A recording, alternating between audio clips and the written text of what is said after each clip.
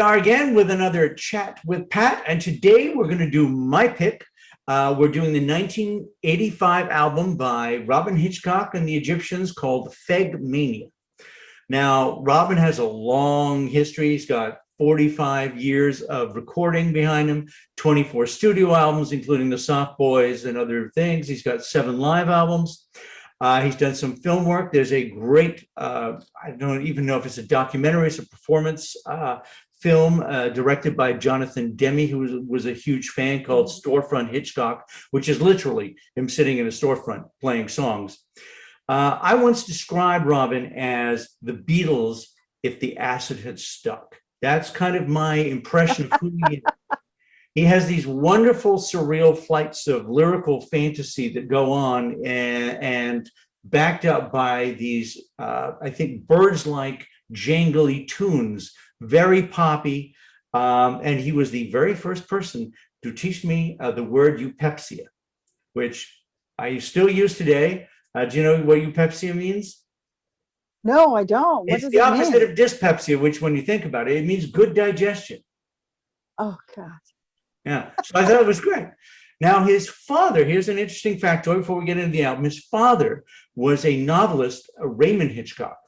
Mm-hmm. And one of his books is called Percy, which was turned into a movie in the early 60s. And the plot revolves around a guy who has a really large penis.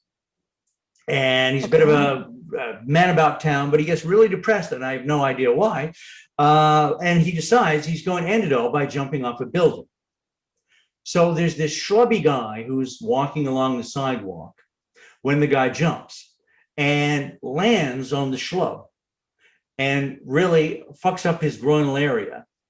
So I guess while he's still unconscious or whatever, they decide to transplant the jumper's penis with his own. So now he wakes up and he has this very large penis, even though he's a schlub, and he names it Percy, which is the name of the book. And then he goes around handing out favors to the women who are lucky enough to fall within his purview. And the movie, 2 of those receivers were Elke Summer and Britt Eklund. So you might want to check out that film after you watch this. It may give you an idea of what happened to Robyn along the way, that he would create these, what he calls them, paintings that you can listen to. And I think when you listen to some of these songs, that's very appropriate. This was his first album with the Egyptians. He started out with the Soft Boys, which was slightly different. But the problem in the Soft Boys apparently was Kimberly Rue, who was the guitarist. And he was a very forceful person and a very dynamic player. And he kind of overwhelmed the band. So Robyn broke up the band, did some solo albums, then put the band together as the Egyptians, which is basically the Soft Boys without Kimberly Rue. Now, Kimberly went on to form Katrina and the Waves, and he was the one who wrote Walking on Sunshine. So Kimberly did all right for himself. So the album itself is basically acid-induced pop. What did you think of it? That's a really good question. I'm actually not sure what I think of it. Not an album I'd head to the record store for. I did some reading on Robyn Hitchcock, and of course, the last name makes you obviously think of the really famous Hitchcock. Mm-hmm. But I did do some reading on him. To me, he's a lyricist and a poet. Now, his songs are loaded with analysis and comparisons, and it's just innuendos. And Percy is a good lead into that, because I think he got his rather wicked, warped, creative, whatever sense of humor, he got that from his dad for sure. They call, he's primarily a vocalist and guitarist is what he's labeled as, and I would say he's primarily a poet and a lyricist, and he loves comparing things. What is it? Analogies? That's the word I'm using for. He loves using analogies.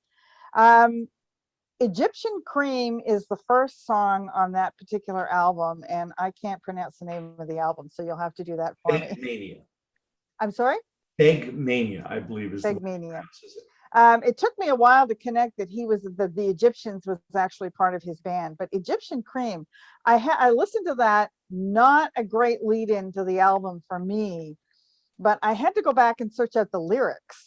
In fact, I have some lyrics here. And I read the lyrics and I went, okay, is that a woman to a man? Is that a man to a woman? It does sound like it's a woman is becoming a man. Yeah. And I wrote down some lyrics just to give everybody an idea of the kind of stuff he writes. It's so this is from Egyptian Cream. In the Sahara, there she lay on an ironing board one day. She was gone for 7 months. Hadn't guessed what happened once. When they told her you're pregnant, she threw up her hands and thousands of fingers grew out of the sand. To me, it sounds like, yes, a woman decides to become a man, and she's taking these creams, which apparently have hair growing out of her like grass. Yes. And the joke's on her because of some liaison she'd had 7 months earlier. Yeah. She's pregnant, even though she's on her way to becoming a gentleman. You kind of glommed out of it in sort of. Yeah, that's exactly what I got out of it. I wasn't sure what the fingers out of the sand meant, and I kept the song. And when I kept going down to that verse, because I was listening to the song and looking at the lyrics, and I'm going, it's kind of creeping me out just a little bit. I don't know. He can't seem to separate himself from her or her from him. And it's just, I don't know what it was. It was not a song I would lead into. I mean, I really loved Heaven. Heaven's a wonderful. I love that song. I love the groove, the beat, the bass line is great. It's actually my favorite on the album. The Fly, I love the intro to The Fly.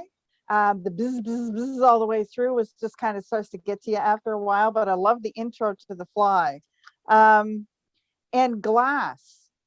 When he starts singing Glass, I immediately hear David Bowie. His voice is very much like Bowie's. Now, he's been compared to his influences. Syd Barrett, Brian Ferry, Bob Dylan, John Lennon are what I hear. And that's apparently what some of his influences are. Syd Barrett's an interesting one from Pink. Syd was with Pink Floyd and had to leave. And he was actually diagnosed as schizophrenic. And unfortunately, he passed away a number of years ago. But he was beautiful to look at and a beautiful songwriter and very creative individual. So I can see Hitchcock on him. Woman to them. I also think of Joe Jackson and Elvis Costello. They all a little bit on some of them, So Good Night, I Say. It's a good rocking tune. Yeah. I found the beginning again interesting. My Wife and My Dead Wife. Nope, that was too weird for me. Well, I can't get past the lyrics. Really weird songs. I mean, there's just Man with a Light Bulb Head. Yeah, the light bulb one was, and I watched the video. Like that's a little bit, too weird. There was a couple of really weird songs on there. I'm Only You. Can't Separate Himself from Her. What was I'm not sure what that was all about. But I listened to the album a number of times and I kept going back to Heaven. I'm sorry, I'm looking at notes here. Heaven, Good Night, I Say, and Glass. Yeah. Strawberry Mind at all?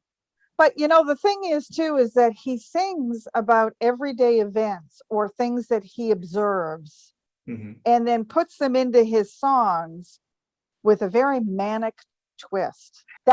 Anyways, that's my interpretation of the album. Yeah. I mean, with Insect Mother, I wasn't sure whether he was having sex with the insect or whether it was some kind of thing where when he went to bed, you share your bed with insects because you're asleep and they crawl around you.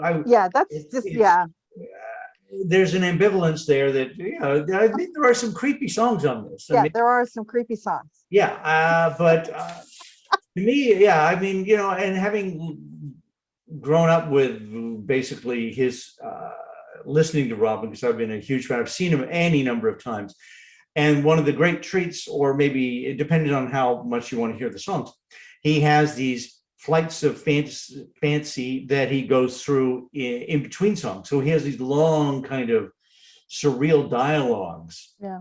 That, he'll talk about, just bizarre building walls, and then, and things that it just whatever he wants to say. And then he goes into his next song, which is not much different than this just bizarre thing he was just talking about. Nope.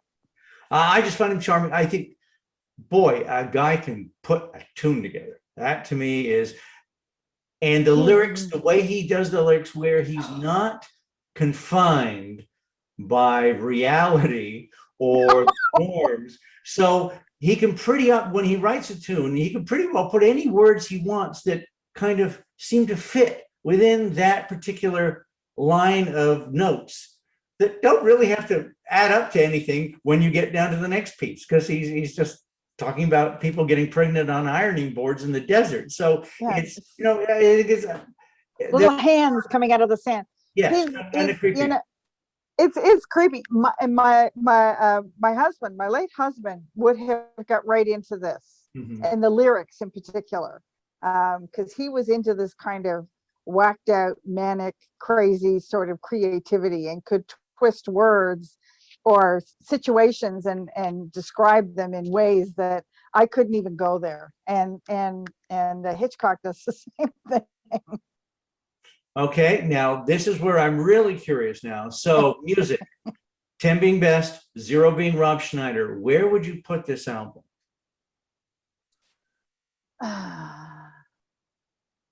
That's a tough one. I would probably put this at, I would put it at 5.5 to a 6. Wow. I would give this a 9.5. This is so much shy, just that little bit shy, perhaps, of a Sgt. Pepper. I like every song on this album. I just think he's a masterful tunesmith, and just besides being a little creepy in the lyrics, and I think the orchestrations, the way the songs are put together. It's just a fabulous album. I mean, just listening to those, as you say, those bass lines and things. Yeah. There's a little accordion in one of the songs, which gives it a nice little different flavor. To me, 9.5. Okay, let's go with the cover. What would you give the Fegmania cover? I'm trying. I don't have a copy of it in front of me. It's I'm not exactly sure really what to make of the cover. And I don't know what the title of the album means. No, but again, there's so much you don't understand what it means. So yeah, maybe that's a theme here. It looked a little, the cover, and I'm going to put it up here. It looked like a bad focused picture of the shadow of somebody wearing a beehive outfit. If I looked at it. The cover doesn't say, I mean, I would probably put the cover again at around a 5 or a 6. I mean, it doesn't make any sense to me. And it's not something that, actually, that's not fair, because it is something that probably would grab my attention if I was going through the album. So let me reiterate that. I'll probably give it about a 7. Wow. See, I would give it a 3, because I've been looking at it and I love this album, but I was looking at the cover and I was trying to be dispassionate. And go, okay, if I hadn't known this album for a million years, and I was look at that cover, what do I think of it? And I thought, what is it? It's just some badly focused colors, ugly colors at that. No, not even pleasant colors. The font is probably where I give the 3, because I thought the font for the Fegmania and the Robyn Hitchcock and the Egyptians was kind of nice, even though it's a little small. So I would give it a 3. Yeah, to me, it was something, it would actually, as you're fanning through stuff because of the darkness of the cover, I would give it pause. Okay. And go back and look at it. Okay. Yeah. So there we are. And now, had you heard much Robyn Hitchcock before this? I had never even heard of him. So there. So a newly discovered person may think this is a 5.5. Yeah. And a person who, like me, has known of Robyn for any number of years, and perhaps maybe has a little psychological problems himself, I put it at a 9.5. I thought this was a primo album. And the next one, Remain in Light, is another excellent album, though again, peculiar songs.